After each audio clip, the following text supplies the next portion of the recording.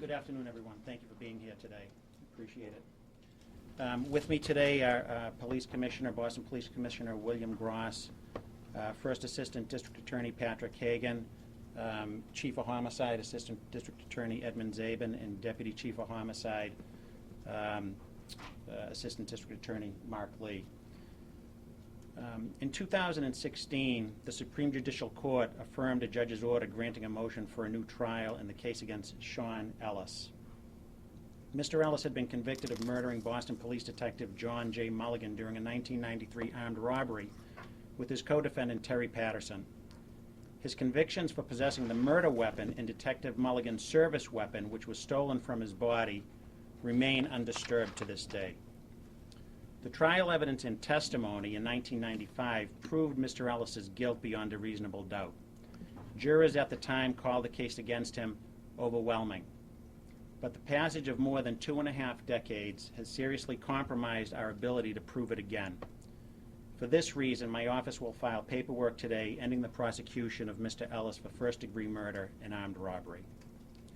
Two major factors contributed to this decision.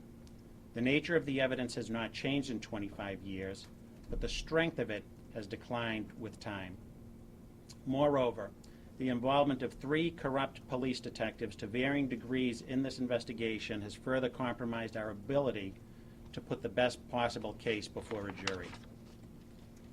As the SJC noted 2 years ago, Mr. Ellis was near the scene of the crime moments before it was committed. He fled the scene in its aftermath, and he possessed the murder weapon in the days that followed.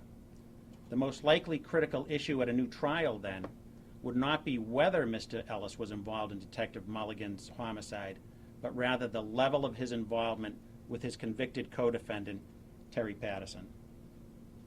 As some of you may recall, Mr. Ellis's defense at trial was that Mr. Patterson committed the murder and robbery alone on his own initiative, while Ellis was buying diapers at 3 a.m. in the morning. He claimed to his family that Patterson gave him the murder weapon and Detective Mulligan's service weapon after he left the store, and that they both left the scene together. At trial, we would have to rebut those claims and establish the state of mind and degree of participation necessary for a murder conviction, either that he was the shooter or that he knowingly participated and shared the intent of the shooter. But that evidence could only come from eyewitnesses, including those who identified Mr. Ellis as the man they saw crouching by Detective Mulligan's vehicle shortly before the murder. And those specific recollections have, understandably, faded over the decades, and the circumstances under which they were made would be presented against a markedly different backdrop than they were back in 1995. Finally, and significantly, there is the involvement of 3 corrupt police detectives to varying degrees in the investigation. As we all well know, Detectives Kenneth Acera, Walter Robinson, and John Brazel disgraced themselves and tarnished their badges in a wide variety of criminal conduct unrelated to this case, the extent of which was unknown to prosecutors or defense counsel back in 1995. Perhaps more than any other factor, their shameful conduct presents a major challenge to our ability to put a successful case to a new jury. As the Supreme Judicial Court concluded 18 years ago in this case, there's no reliable evidence that Acera, Robinson, or Brazel procured or produced false evidence in this case. Based on the facts and circumstances known to us, we don't believe Detective Mulligan was involved in their schemes. But a lawyer today would argue that he was involved, and that they had a motive to protect themselves in their criminal enterprise, even at the cost of fully investigating a fellow officer's homicide. And the SJC stated as much in its 2016 decision. Unfortunately, no matter how irrelevant their corruption might be to John Mulligan's murder, it is now inextricably intertwined with the investigation and critical witnesses in the case. For all of these overlapping reasons, I've determined that the evidence we could reasonably expect to introduce is no longer sufficient to achieve a conviction. This was not an easy decision. It may not be a popular decision, but it is the right decision. As prosecutors, we don't wash our hands of a controversy by handing it off to a jury. We have an ethical obligation not to pursue a case we don't believe we can prove. Part and parcel of those ethical obligations is following the evidence wherever it may lead. Under Dan Conley and Ralph Martin before him, and to this very day, the Suffolk County DA's office has not shied away from exonerating innocent men. But let me be clear, that is not the case here. If at any point we had any reason to believe that Mr. Ellis was wrongfully charged or convicted, we would have acted on it immediately. I know from many years of experience that Commissioner Gross shares those values, and so did the Boston Police homicide detectives who led the investigation in the 1990s. Detectives like Paul Barnacle, Denny Harris, John McCarthy, Tommy O'Leary, and Richie Ross, to name a few. They did their jobs carefully, diligently, ethically, and accurately. The trial prosecutors, Phyllis Broker and Jill Furman, were the model of professionalism at every stage of the proceedings. They hid nothing from the jury or the defense. Even by the very high standards we employ today, their work was exceptional. The modern reinvestigation, led by Sergeant Detective Paul McLaughlin and Sergeant Detective John Brown, with Assistant District Attorneys Ed Zabin, Paul Lynn, and Amy Martin, brought the very best of 21st century law enforcement to bear on this case. I want to commend them for the honesty and integrity they brought to their efforts, and for the candor they showed to the court and opposing counsel. Their goal was to find and prove the truth, whatever it might be. In the 25 years since Detective John Mulligan was murdered in cold blood, not one piece of evidence developed by prosecutors, defense counsel, or anyone else has pointed to anyone but Sean Ellis and Terry Patterson. Of all the people in all the world who might have killed John Mulligan, only they were present at the time and place he was killed, by their own admissions, supported by eyewitnesses and physical evidence. They fled the scene in Mr. Patterson's distinctive vehicle, and they stripped that vehicle of its identifying characteristics when a witness description was released. The murder weapon was recovered near Mr. Ellis's house, with a fingerprint on its magazine that came back to Mr. Ellis's girlfriend. With it was Detective Mulligan's service weapon, stolen from his person. In fact, Mr. Ellis and Mr. Patterson were only tried separately because each of them blamed the other for committing the murder alone. Sean Ellis served 22 years for the murder of Detective John Mulligan. His friend and co-defendant Terry Patterson served 12. In a case of cold-blooded murder, the execution of a uniformed Boston police officer, those sentences are frankly insufficient to most, if not all of us. But we, as prosecutors, must operate always and unfailingly through the evidence that we can prove. And the state of the evidence today makes it very unlikely that we would prevail at a new trial. Not lost in the legal assessment of this case is perhaps the most important aspect: our discussions with Detective Mulligan's family. I met with them at length last week with other prosecutors in our office, Ed Zabin, Pat Hagan, Mark Lee, to explain our decision and what they could expect if the case went to trial. They were perhaps the most difficult and weighty conversations I have ever been a part of in my 24-plus years as a prosecutor in this office. Over 2 decades later, the pain they felt over this murder was still palpable, very palpable in that room. To many of us involved in the case over the span of many years, John Mulligan was a Boston police detective. That's how we identified him. Lost, I think, in the investigation, in the reinvestigation of this case over the years, is that John Mulligan was a father and he was a brother as well. They were disappointed, as any family would be after enduring what they have, but they too, with incredible dignity and grace, understood the outcome and the decision that we arrived at. For John Mulligan's family, this case isn't an abstract piece of history. It's been with them all along. But as longtime prosecutors and police detectives, it stayed with us too, and we appreciate its gravity. About 2 weeks after Sean Ellis was convicted at the conclusion of the 3rd trial, we lost a colleague of ours, Paul McLaughlin, on September 25th, 1995. And for many, many years, through this past September 25th of 2018, we've attended a church service memorializing Paul McLaughlin so that his memory will endure with us.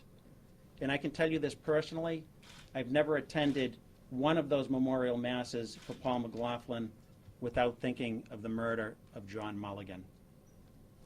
This was, as I said, an incredibly difficult decision. But for the group of us involved, and me directly responsible for this decision, I feel very strongly that we're uniquely qualified to make it, based only on the facts, the circumstances, and the law. Thank you. I'll turn it over to Commissioner Gross. Thank you, sir. Good afternoon, everyone. On behalf of Mayor Walsh, myself, and the men and women of the Boston Police Department, we would like to first reach out to the detective's family. As you stated, he's a father, he's a brother, and a son. It was with heavy heart that we had the discussions with the family for this final outcome. As you heard the district attorney state, Sean Ellis is culpable, but it's been over 25 years, and this new case would be based on the strength of the evidence. And with that being said, I wholeheartedly agree with the district attorney. And Mr. Ellis has every constitutional right to ask for a new trial. But again, what does the evidence look like after 25 years? The witnesses and the strength. And the decision was based upon that, not innocence at all. I'd like to thank everyone that worked so hard on the cases in the past and up until current. All of the folks under the district attorney's office, as well as the Boston Police sergeant detectives and detectives. Again, this was a man who lost his life, and as we know, here in the Commonwealth, no matter a police officer or not, we will prosecute to the fullest, but we all know prosecutions, trials, all depends on the strength of the evidence. So, God bless the detective, and I'll leave that back to you. Any questions? Yes, please. Can you tell me, Philip Martin, WGBH in Boston, can you tell me, I have two questions actually. The impact that Rachel Rollins might have had on your decision today. She's going to be going to take office on January 2nd. She has expressed some concerns about the Sean Ellis case. The second is you indicated that nothing was hidden from the jury, but wasn't a pack of information hidden pointing to corruption among Boston police officers? What that was hidden from the jury. Thus, Rosemary Scarpiccio's decision in 2015 to bring this before a lower court judge, Carol Ball, who basically determined that this information should have been entered into the record. So I'll answer the second part of your question first, and then with the first. The cases were tried back in 1995. He was ultimately convicted of first-degree murder in 1995. At that particular point in time, the level of corruption involving detectives Sarah Robinson and Brazel was not known. It was later raised in a first motion for new trial, and that motion was denied, and the case was ultimately, the conviction was affirmed in 2000 by the Supreme Judicial Court. Excuse me. So it was only until recently where there were new legal pleadings in a second motion for new trial that Mr. Ellis's attorney prevailed in a lengthy motion for new trial before Judge Ball.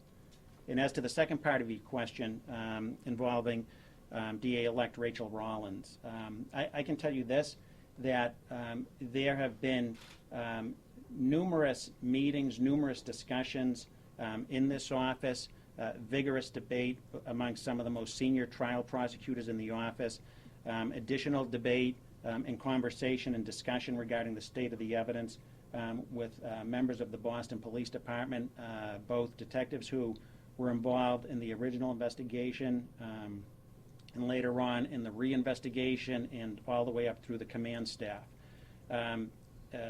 Many of those discussions discussed the pros and cons and the state of the evidence as we expected it, as we would expect it to be in a new trial. I know this, having direct involvement in many of those conversations. Most, if not all of them, involve former District Attorney Dan Conley. It was his, not wish, it was his plan, I would say, to deliver this news himself, and frankly, that would have been a great service to me.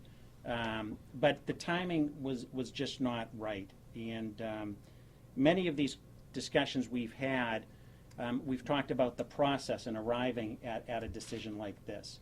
And sometimes the process can be more important than the decision itself. That process involves discussions with investigators. It involves internal discussions. And maybe most importantly, it involves a fair and frank and timely conversation with the family. The timing was just not there to deliver this decision, or to reach this decision back in September when Dan Conley left office. Frankly, we continued those discussions through September into October, even into November. And for many reasons, the group of us literally having spent, at least for myself, Pat Hagan, Ed Zabin, and to a certain extent Mark Lee, have spent the entirety of our professional lives in this case, in this office. We have a very intimate, detailed, granular understanding of the facts of the case, of the evidence in the case, in the post-conviction litigation in this case. And as a result, we feel we are in a unique position to make this decision. And frankly, I don't think it would have been fair to kick this can down the road, although that would have been the easy thing for a lot of us to do, and to just leave it for DA-elect Rollins to make this decision as one of possibly her first decisions as district attorney. Thank you. You mentioned the passage of time and that affecting the evidence. Can you further elaborate on what that means? Are you talking about witness testimony? Witness testimony, witness testimony in the involvement of Sarah Robinson and Brazel at key points of the investigation. So, look, 25 years is 25 years. We face, incredible challenges bringing homicide cases that happen, 18 to 24 months between the point of incident to the time they go to trial. In this particular case, there were critical witnesses who made, a critical witness who made an identification of Ellis at the scene, the involvement of a Sarah and Robinson with that particular witness raises issues for us, and the state of that witness's memory today, 25 plus years later, again would present a tremendous challenge to us in a retrial. Have you spoken with that witness, the girlfriend? Absolutely, yes. And she initially named someone else at the car, and then her testimony changed. What have the latest discussions with her been? Latest discussions with her were really related to what her memory was of what she saw that day. She was not backing off of her testimony, but her memory wasn't what it was back then. And her testimony is critical, I think, to pointing or the evidence of what his intent and participation was at the moment of the crime. Did she, in any of your discussions with her, have any discussions about those detectives in perhaps trying to change her testimony? No. In fact, she denied that happened. There was no indication, and we learned nothing. And as the district attorney said, we've uncovered no evidence that Sarah Robinson and Brazel procured any false testimony. And our discussions with her don't change that at all. Did you contact Rosemary Scapiccio or Rachel Rollins before making this announcement? Yeah, absolutely. Rachel Rollins last week, and for obvious reasons, Rosemary Scapiccio a little while ago.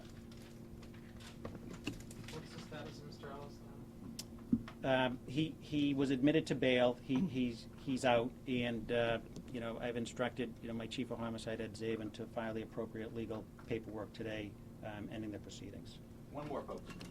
Does that mean a null process, just? has to Correct, be- yeah, yeah.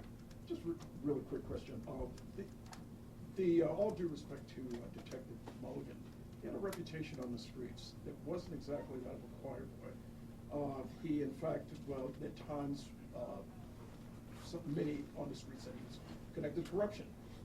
The corrupt detectives who were finally convicted in 1997, he had a connection to them. Mhm. Are you saying that there were no other suspects in No. Detective No. Mulligan's death? So Even what- though there were rumors that there might have been. So, no, what we were looking at in arriving at this decision, you know, the allegations of past misconduct by Detective Mulligan, whether true or untrue, were absolutely certainly relevant to our analysis of whether we could prove the case, okay? But our primary focus on you know, whether we would be able to marshal the evidence and be successful on a retrial was on two main factors: the effective time on witness testimony in the known corruption of a Sarah Robinson and Brazel, who we know had a very close involvement in the case. Thank you. Thank you. Thanks, folks. Appreciate it. Thank you.